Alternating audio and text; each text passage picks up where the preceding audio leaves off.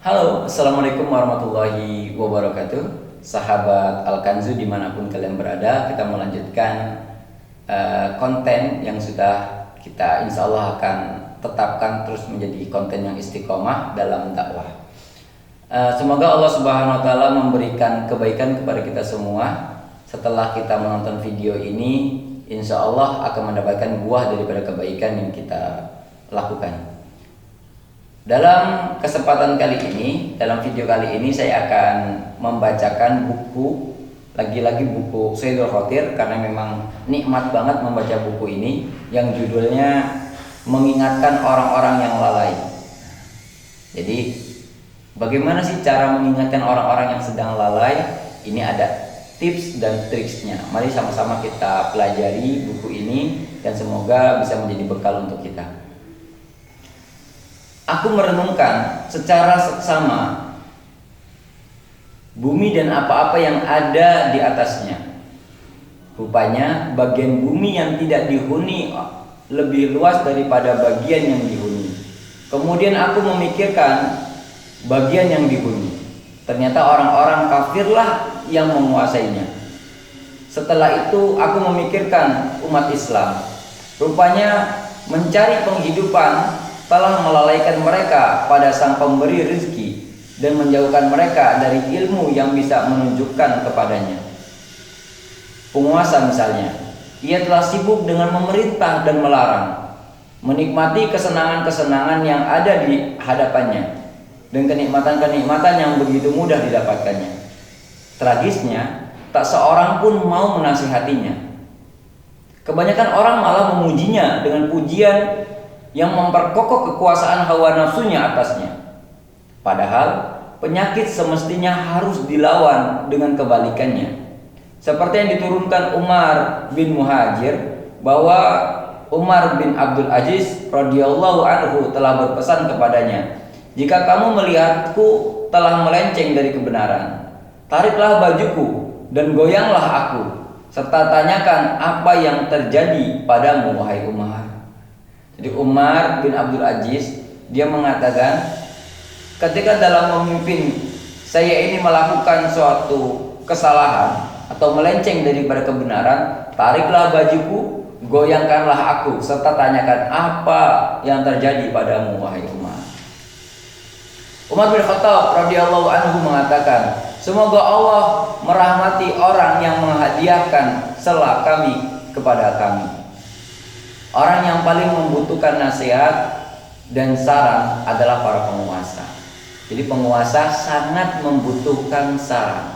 Penguasa butuh mendapatkan masukan-masukan, nasihat-nasihat sehingga dia benar sesuai dengan perintah dari Allah Subhanahu wa Ta'ala. Sedangkan mayoritas bawahannya telah mabuk oleh bujuk rayu hawa nafsu dan perhiasan duniawi.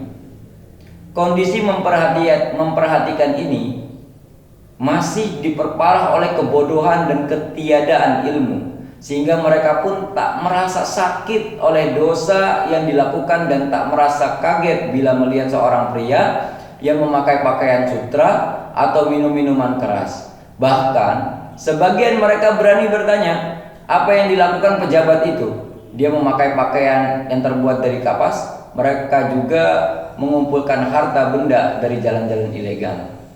Ringkas kata, kezaliman membuat mereka sama seperti tabiat bawaan. Sedang penduduk pedalaman dan pedesaan diliputi oleh kebodohan dari segala penjuru.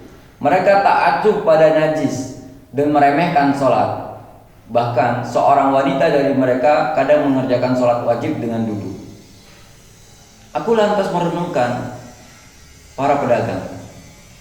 Ternyata mereka telah dikuasai oleh sifat rakus, hingga hanya mampu melihat hal-hal yang mendatangkan keuntungan tanpa peduli pada halal atau haram. Riba menjadi hal yang wajar dalam seluruh jenis transaksi mereka. Mereka tak memedulikan sumber keuntungan yang diperolehnya. Mereka begitu menyepelekan kewajiban zakat dan tak merasa risih untuk mengingkari kewajiban mengeluarkannya. kecuali orang-orang yang dipelihara Allah Subhanahu wa taala. Aku kemudian merenungkan para pekerja. Rupanya penipuan, mengurangi timbangan, dan tipu muslihat sangat lumrah terjadi pada transaksi-transaksi mereka. Selain itu, mereka juga diliputi kebodohan. Aku juga melihat orang-orang yang punya anak memperkerjakan anaknya dengan pekerjaan-pekerjaan yang dapat mendapatkan uang, meski ia belum mempelajari ilmu dan adab yang wajib diketahuinya. Aku lantas mengamati kaum wanita. Ternyata agama mereka sangat rapuh dan ilmu mereka amat sedikit. Pengetahuan mereka tentang akhirat pun tak ada, kecuali orang-orang yang dilindungi Allah Subhanahu wa taala. Aku pun berseru, kondisi semua orang sungguh sangat mengherankan. Lalu siapakah yang masih mau mengabdi kepada Allah Azza wa Jalla dan menyibukkan diri dengan mengetahuinya? Aku pun akhirnya merenung. Ternyata mereka adalah para ulama, para pencari ilmu, para abid, para kaum sufi. Aku merenungkan pada abid dan kaum sufi. Rupanya mayoritas mereka beribadah tanpa didasari ilmu. Senang diagungkan, suka dicium tangannya, dan bersukacita bila punya banyak pengikut. Bahkan seseorang dari mereka tak mau pergi ke pasar sekalipun ia sangat membutuhkan sesuatu agar kedudukannya tak jatuh di mata masyarakat. Kita ternyata ahli sufi, ahli abid, orang yang suka beribadah, ini pun ada maksiatnya. Ketika dalam dirinya memiliki kesombongan, sehingga sangat senang memiliki banyak pengikut, banyak subscriber misalkan, bangga, suka dihormati. Bahkan ketika dia ke pasar pun dia nggak mau, karena seakan-akan dia hina. Dia berdagang pun dia nggak mau, seakan-akan dia hina.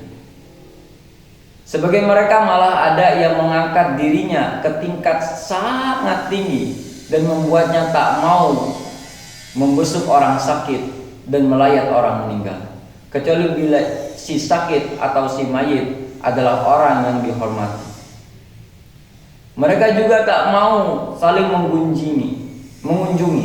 Mereka pun tak mau saling mengunjungi dan kadang satu sama lain saling berburuk sangka. Ternyata seorang abid, seorang sufi juga ada maksiatnya. Sungguh kedudukan di hati manusia telah berubah menjadi seperti berhala yang mereka sembah tanpa mereka sadari. Kedudukan di hati manusia telah berubah menjadi berhala. Tidakkah kamu perhatikan orang-orang menjadikan nafsunya sebagai Tuhan? Ada di antara mereka orang yang berani mengeluarkan fatwa tanpa didasari ilmu, supaya kedudukannya sebagai pemimpin tidak jatuh di mata para pengikutnya. Mereka juga mencela ulama karena ulama mencari harta benda duniawi. Orang-orang itu tak tahu bahwa dunia yang tercela adalah apa yang tengah mereka lakukan, bukan dinikmati apa-apa yang halal. Aku kemudian merenungkan para ulama dan para pencari ilmu. Ternyata hanya sedikit pencari ilmu yang punya tanda kecerdasan. Karena tanda kecerdasan adalah mencari ilmu untuk diamalkan. Mayoritas pencari ilmu mencari sesuatu yang bisa dijadikannya alat mencari kesenangan duniawi, baik untuk mendapatkan suatu jabatan, menjadi hakim di suatu daerah, maupun memperoleh suatu kedudukan yang bisa membedakannya dengan rekan-rekan seprofesinya. Ia hanya mencukupkan diri sampai di situ dan tak mau mengamalkan ilmunya. Ini maksiat para pencari ilmu. Lalu aku merenungkan ulama. Rupanya mayoritas mereka telah dipermainkan dan diperbudak oleh hawa nafsu. Ia melakukan sesuatu yang dilarang ilmu dan bersemangat mengerjakan apa yang dicegahnya. Ia tak bisa merasakan kelezatan bermunajat kepada Allah, dan tujuan utamanya hanya mengatakan ketahuilah Allah tak akan mengosongkan bumi dari seseorang yang menegakkan hujjahnya. Yang mereka maksud adalah orang yang menghimpun ilmu dan amal, yang mengetahui hak-hak Allah, yang takut kepadanya, yang menjadi poros dunia, dan jika ia mati, dia langsung menggantinya dengan orang lain. Kadang ia baru mati sesudah ia menyaksikan orang yang layak menggantikannya dalam semua perkara. Orang yang kuceritakan ini menjadi penegak prinsip-prinsip agama dan memelihara hukum-hukum utamanya. Bisa jadi ilmunya tak seberapa dan pergaulannya biasa-biasa saja. Namun, adanya orang-orang yang memiliki seluruh kesempurnaan termasuk sesuatu yang langka, kadang ia cuma ada satu dalam suatu rentang waktu yang sangat lama. Aku telah menelaah secara mendalam riwayat hidup seluruh ulama-ulama salaf tanpa kecuali untuk mencari orang yang menghimpun ilmu hingga menjadi salah seorang imam mujtahid dan amal hingga menjadi salah seorang teladan buat kaum sufi. Ternyata jumlah mereka tak lebih dari 3 orang. Pertama, Hasan Basri. Kedua, Sufyan As-Sawri. Ketiga, Ahmad bin Hambal rahimahullah. Aku telah menulis satu buku khusus untuk setiap orang dari mereka bertiga, dan aku tidak membantah orang yang menjadikan Sa'id bin Musayyab rahimahullah sebagai orang keempat setelah mereka.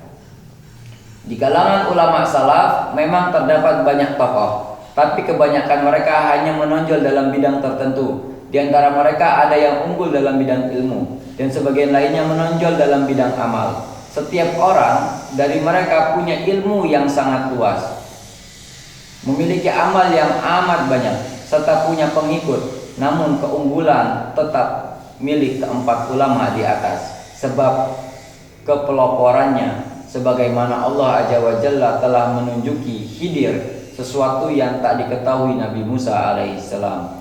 Gudang simpanan Allah penuh sesak dan anugerahnya tak ditujukan hanya untuk seorang saja. Seorang yang memberitahu bahwa Ibnu Ukail telah mengatakan, saya telah berkecimpung dalam ilmu hadis secara mendalam, lalu ia tertutup untuk orang lain setelahku. Perkataan ini adalah perkataan yang salah, dan aku tak tahu alasan apa yang mendorongnya untuk mengatakannya.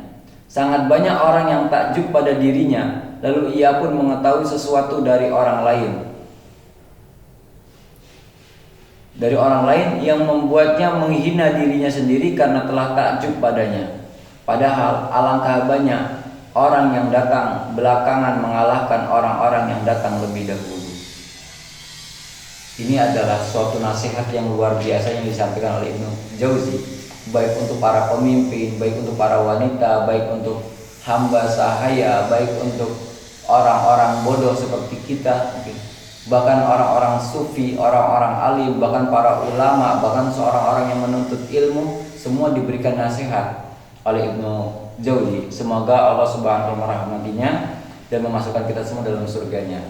Mungkin disinilah pelajaran yang berharga bagi kita semua untuk terus mengintrospeksi diri, memuhasabah diri. Ada atau tidak kemaksiatan-kemaksiatan yang kita lakukan sehingga membuat diri kita tidak nikmat dalam melakukan ibadah kepada Allah Subhanahu wa taala.